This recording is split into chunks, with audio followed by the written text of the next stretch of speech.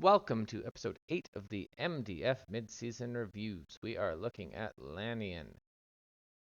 Record of 13 and 3 with an all league record 76 and 28, giving us an implied record of 11.7 and 4.3. So slight overperformance, but not outside the realm of normal expectations. Points for 962, which is fourth in the league. We've got points against of 907, which puts us at third in the league. Max point for of 1069, seventh best, and realized points of 90%, which is the second most efficient team. Um, this efficiency is really what's kept this team going because max points for obviously not kind of middle of the pack, but we are seeing a high point production, and the points against is the real problem. Given the strength of schedule thus far has been the second hardest, that 13-3 record could easily be much worse. On the flip side, we are seeing the easiest schedule for the remainder of the season. Lanian has largely played all the difficult matchups and has a pretty cupcake schedule down the stretch. That's where this team's story really lies, is survived a real tough first half schedule and now can try and chase down the teams out ahead. So at 13 and 3, there are three 14 and 2 teams out ahead. Hand Egg doesn't really matter because that's down in the Hogan division. Because the goal is really going to be first round bye in the playoffs, and that means catching and passing Devil and Connor B, who are one game ahead, and holding off James Gang, who is one game behind. That bye is a realistic chance at this point.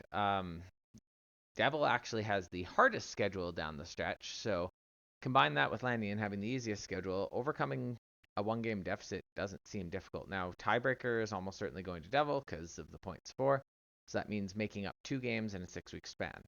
Um, Obviously, if Devil's squad keeps scoring at the pace they have been, it's not going to matter that he has a difficult schedule, but if there's any sort of different production, there could be more losses picked up than expected there, and that is really going to open the door for Lanian to get that first round bye, which is really, really important towards winning a championship. Winning 2 weeks in a row as opposed to three come playoff time is a lot easier. The odds go up almost about 15% at your opportunity to win a championship. And this is a squad that has been trending towards a championship since the league has started, just has never quite been able to get there. First season, 2020, we saw a 13-13 record, missing the playoffs as an 8th place finisher in the regular season. Since then, we've got 2021, third place finish, 18-10 regular season record. In 2022, first round exit in the playoffs, 5th place finish, but a 21-7 record. So one of the more successful squads throughout the history of this league in the regular season, especially if we account for the 13-3 start to this year, but hasn't been able to push through and make the finals come playoff time. Um, Never seen that first round bye, however. So if we can get that, the odds go up drastically that we're going to see this team's first finals appearance and potential championship. This is a team that definitely operates with a slightly different strategy than a lot of the other contenders. If we just peek over at the warp there without going into too much depth, we've got 9 players with a positive warp. That's it. Most of the contenders are 12 to 16 deep at wins over replacement player, positive impact players. And this is a team philosophy that has been evident throughout the history of this league.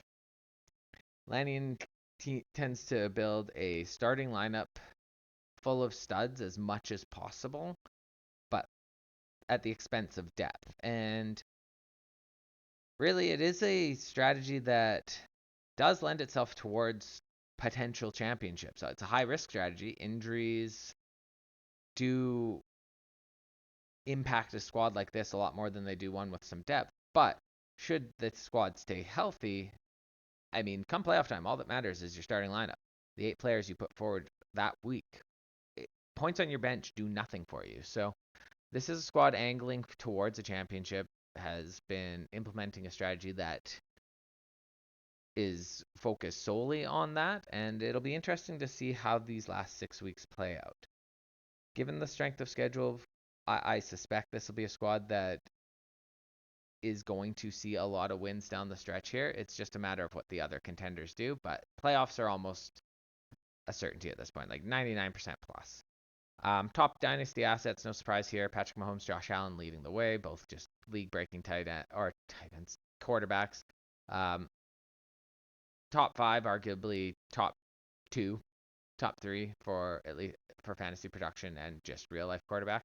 Brees Hall, Garrett Wilson, pair jets that both are super talented but have a Zach Wilson problem, a problem that's unlikely to be solved this year.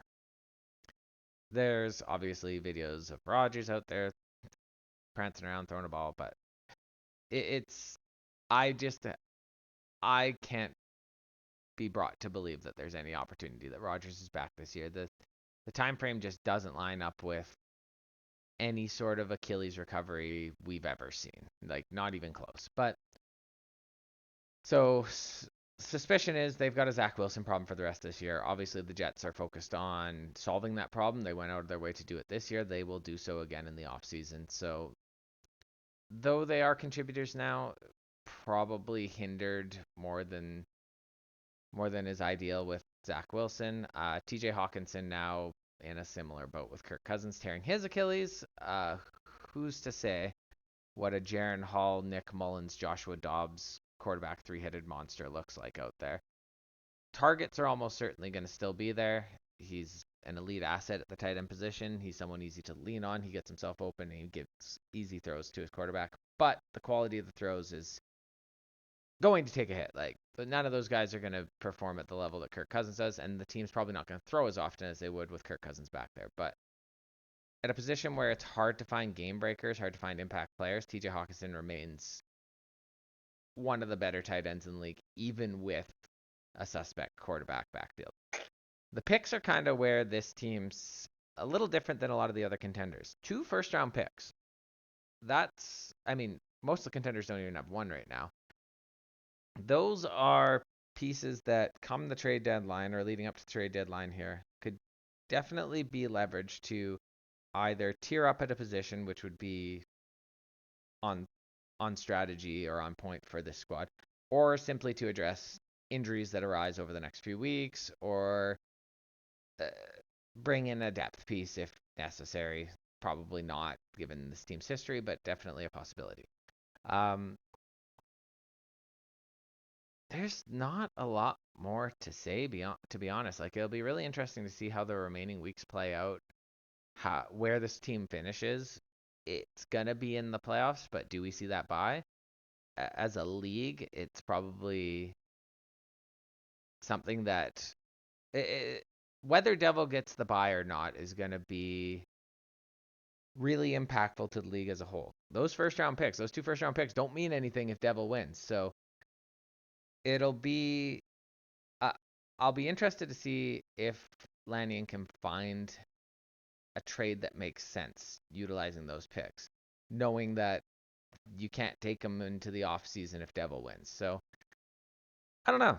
We'll see how it goes. Definitely a talented squad, a team that has been angling towards a championship for a couple seasons now, and really looks poised to make another strong push at it. It's tough when you've got 5 teams at 12-4 or better. It's hard to differentiate yourself, but having those game breakers in your starting lineup, particularly at the quarterback position, definitely can accomplish that.